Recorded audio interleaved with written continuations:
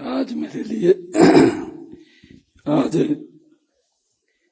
लिए बहुत ही गर्व का दिन है कि आज इस कुरुक्षेत्र की ऐतिहासिक भूमि पर कृष्ण कश्यप कुरुक्षेत्र तीर्थाटन धर्म यात्रा कुरुक्षेत्र के इस कार्यक्रम में परम पूज्य गीता मनीषी स्वामी ज्ञानानंद जी महाराज, परम पूज्य कुमार स्वामी जी, आचार्य पंकजधर जी, हमारे कुरुक्षेत्र यूनिवर्सिटी के वाइस चांसलर सोमनाथ सचदेवा जी, हमारे कुरुक्षेत्र के यहाँ से विधायक रहे, पूर्व में हरियाणा सरकार में मंत्री रहे सुभाष सुधा जी, जय भगवान शर्मा जी, हमारे जिला के भारतीय जनता पार्टी के अध्यक्ष सरदार तजेंद्र सिंह गोल्डी जी, हमारे अजय पंडित जी, आशुतोष जी, और मेरे लिए ये बहुत ही गर्व का दिन है कि आज देश दुनिया में कश्मीरी की विरासत और प्रतिभा की खुशबू बिखेरे हमारे यहाँ उपस्थित जम्मू कश्मीर, मुंबई, उत्तर प्रदेश, मध्य प्रदेश, राजस्थान, हरियाणा से आए हुए हमारे कश्मीरी भाइयों बहनों, मैं आप सबका धर्म क्षेत्र कुरुक्षेत्र की इस पावन धरा पर हार्दिक स्वागत करता हूं, आप सबका अभिनंदन करता हूं। आज मेरे लिए ये बहुत ही खुशी का दिन है कि आज कश्मीर और कुरुक्षेत्र के सांस्कृतिक एवं आध्यात्मिक संबंधों को उजागर करने के लिए आयोजित कृष्ण कश्यप कुरुक्षेत्र तीर्थाटन धर्म यात्रा कुरुक्षेत्र इस पवित्र कार्यक्रम में आप सब के बीच आकर के मुझे बहुत ही खुशी का अनुभव हो रहा है। मैं अपने आप को गौरवान्वित महसूस कर रहा हूं। यह कार्यक्रम उस सांस्कृतिक धारा का प्रतिनिधि है जिसने जम्मू कश्मीर से कन्याकुमारी तक भारत को एक सूत्र में पिरोया हुआ है। यह खुशी की बात भी है कि धर्म और आध्यात्मिकता का यह कार्यक्रम श्री कृष्ण जन्माष्टमी के एक सप्ताह बाद ये आयोजित किया गया है। इस कार्यक्रम में पधारे लोगों को मैं अपनी सनातनी और आध्यात्मिक विरासत को समझने का इसके माध्यम से हमें अवसर मिलता है। मैं आप सबका बहुत बहुत धन्यवाद भी करता हूं। मुझे ये खुशी भी है कि इस कार्यक्रम का नाम कृष्ण कश्यप कुरुक्षेत्र तीर्थाटन धर्म क्षेत्र कुरुक्षेत्र रखा गया है। और जहां इस भव्य आध्यात्मिक जागरण के लिए 5 कै कृष्ण कश्यप कर्म कुरुक्षेत्र और कश्मीर एक साथ आ रहे हैं, ये हमारे लिए बहुत ही खुशी का बात है। जम्मू कश्मीर के धार्मिक स्थलों और विभिन्न संतों और ऋषियों को दर्शाने वाली एक रथ यात्रा का आयोजन भी सराहनीय है। इसके लिए मैं आप सबको साधुवाद देता हूं। मैं इस आयोजन के लिए हमारे कश्मीरी हिंदू प्रकोष्ठ हरियाणा को बधाई देता हूं, उनको साधुवाद देता हूं। साथ ही मैं परम श्रद्धेय स्वामी गीता मनीषी ज्ञानानंद जी महाराज के चरणों में भी मैं नमन करता हूं कि आज जिस गीता ज्ञान संस्थान के अंदर हम यह कार्यक्रम आयोजित कर रहे हैं, यह स्वामी जी के अथक प्रयासों से इतना ये यहाँ पर स्थापित हुआ है।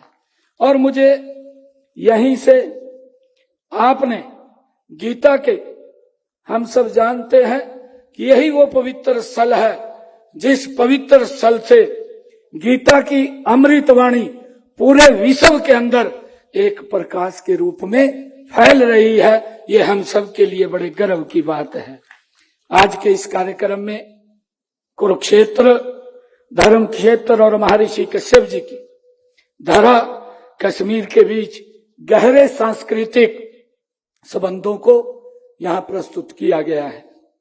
हमारी इसी सांस्कृतिक एकता को मजबूत करने के लिए देश के यशस्वी प्रधानमंत्री आदरणीय नरेंद्र मोदी जी ने एक भारत श्रेष्ठ भारत अभियान वो चलाया हुआ है। इसमें विभिन्न राज्यों अपनी संस्कृति, विरासत, रीति रिवाजों, परंपराओं, संगीत, भाषा और खान पान का आदान प्रदान इन कार्यक्रमों के माध्यम से करते हैं। यह कार्यक्रम भी देश के यशस्वी प्रधानमंत्री आदरणीय नरेंद्र मोदी जी के प्रयासों को आगे बढ़ाता है। ये मेरे लिए और भी बहुत ही गर्व की बात है। मुझे ये भी खुशी है कि मैं सभी हमारे जो कश्मीरी भाइयों की मैं सराहना करता हूं कि आप देश में जहां भी गए हैं वहां कश्मीरी की पावन धरा और आध्यात्मिक और सांस्कृतिक चेतना की खुशबू आप लोगों ने बखेरी है। ये हमारे लिए खुशी की बात है। हरियाणा में इस समय लगभग 2 लाख हमारे कश्मीरी भाई बहन यहाँ रह रहे हैं। इनमें से अधिकतर जब हम देखते हैं गुरुग्राम, फरीदाबाद तथा पंचकुला में अधिक संख्या में वहां रहते हैं। इसके अलावा अंबाला, करनाल, पानीपत, बहादुरगढ़ में भी काफी संख्या में हमारे कश्मीरी भाई बहन वहां पर रहते हैं, उनके परिवार रहते हैं। आपने अपनी जन्मभूमि से बिछड़ने का जो दर्द सहन करते हुए हरियाणा के विकास में आपने महत्वपूर्ण योगदान दिया है, इसके लिए मैं आप सबका दिल से धन्यवाद भी करता हूं। मित्रों, हम सब जानते हैं कि कुरुक्षेत्र और कश्मीर दोनों ही हमें इतिहास और संस्कृति की पहचान से जोड़ते हैं। हम सब देख भी रहे हैं, कश्मीर धरती पर स्वर्ग के समान है। अगर हम बोलते भी हैं कि अगर कहीं स्वर्ग देखना है तो हमारा कश्मीर है। आप जाकर के देखिए, वो हमें जो स्वर्ग के समान वो दिखाई देता है। इससे शारदा लैंड भी कहा जाता है। हम सबको मालूम है कश्मीर में मां शारदा की सर्व ज्ञानम पीठम है, ये हम सब जानते हैं। और कुरुक्षेत्र में माता भद्रकाली शक्तिपीठ है। धर्म और कर्म की भूमि कुरुक्षेत्र और कश्मीर के सदियों पुराने संबंध है। आज का यह कार्यक्रम उन संबंधों को फिर से जागृत करेगा, ये मुझे पूर्ण विश्वास है। कुरुक्षेत्र और कश्मीर का एक आध्यात्मिक संबंध भी है, जिसका उल्लेख नीलम पुराण में भी है। भगवान श्री कृष्ण ने, जैसा अभी चर्चा भी की गई है कि भगवान श्री कृष्ण का कश्मीर से विशेष संबंध भी रहा है। भगवान श्री कृष्ण का जन्म हमारे उत्तर प्रदेश जो आगरा वृंदावन, जहां उनकी बचपन का कार्यकाल बीता है, और यहाँ कुरुक्षेत्र के अंदर उन्होंने सर्व मानव जाति के लिए अपने मुखारबिंद से गीता का संदेश दिया, कर्म का संदेश दिया। और उसी कड़ी में कश्मीर से भी भगवान श्री कृष्ण का ये नाता है, पुराना संबंध है।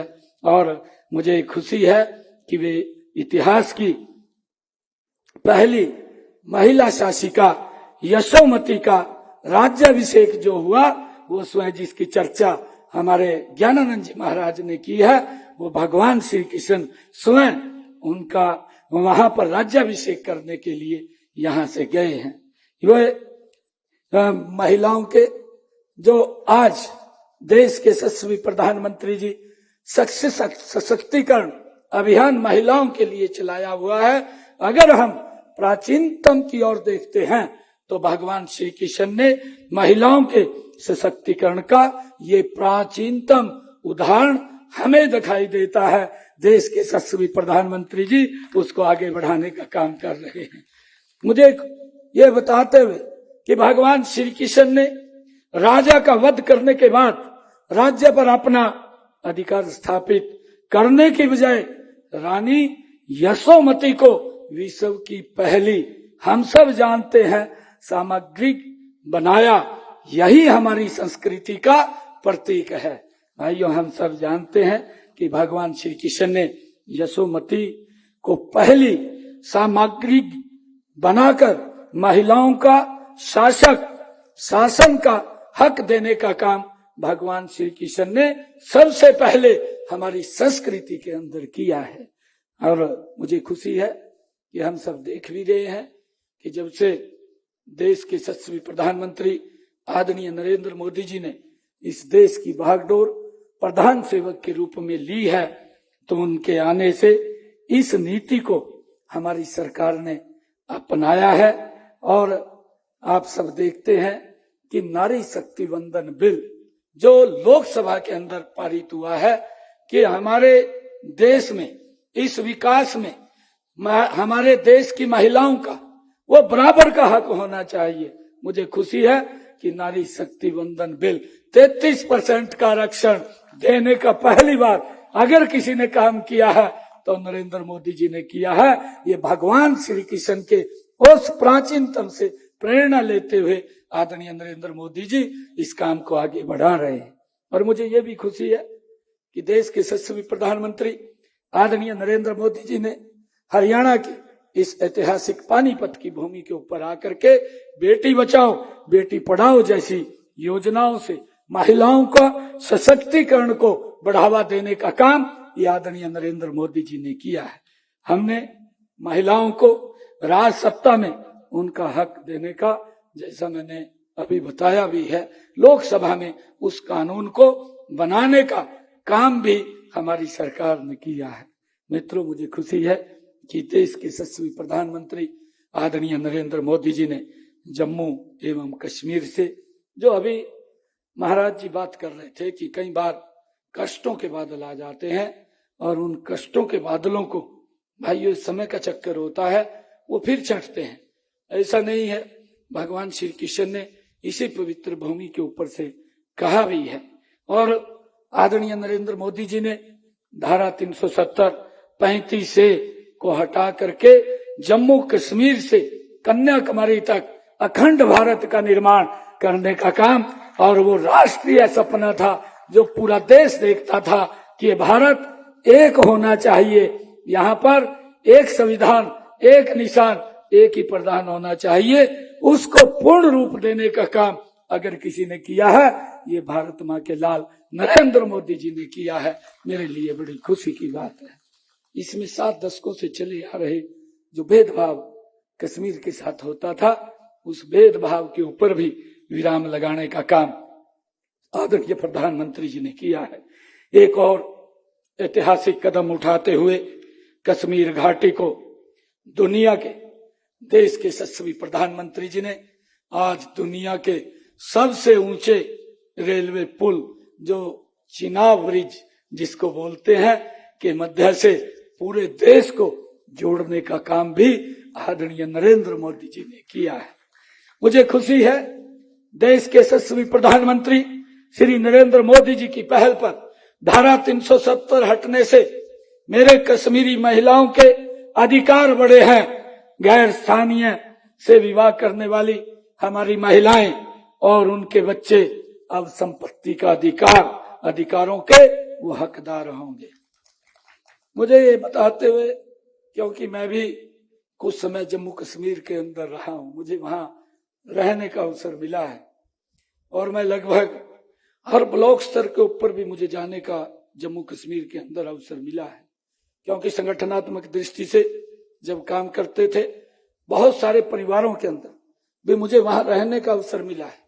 परिवार के अंदर जब बात होती थी, परिवार के लोग जब बात बताते थे तो दिल के अंदर एक पीड़ा होती थी। और मुझे आज ये संतोष भी है, मुझे इस बात की खुशी भी है कि आदरणीय नरेंद्र मोदी जी ने आज उस पीड़ा को हर लिया है जो लोग वहां पर अपनी पीड़ा को व्यतीत करते थे। मुझे खुशी है कि हमारे कश्मीरी हिंदुओं ने कई विस्थापितों की वो पीड़ा सही, फिर भी आपने कर्म नहीं छोड़ा है। ये हमारे लिए बहुत ही गर्व की बात है। हमें ये भी जानता हूं कि 1990 में हमारे लाखों कश्मीरी भाई बहन जो कश्मीरी हिंदू थे वो विस्थापित हुए हैं। 19 जनवरी 1990 की रात ने कश्मीर को घायल किया है, ये हम सब जानते हैं।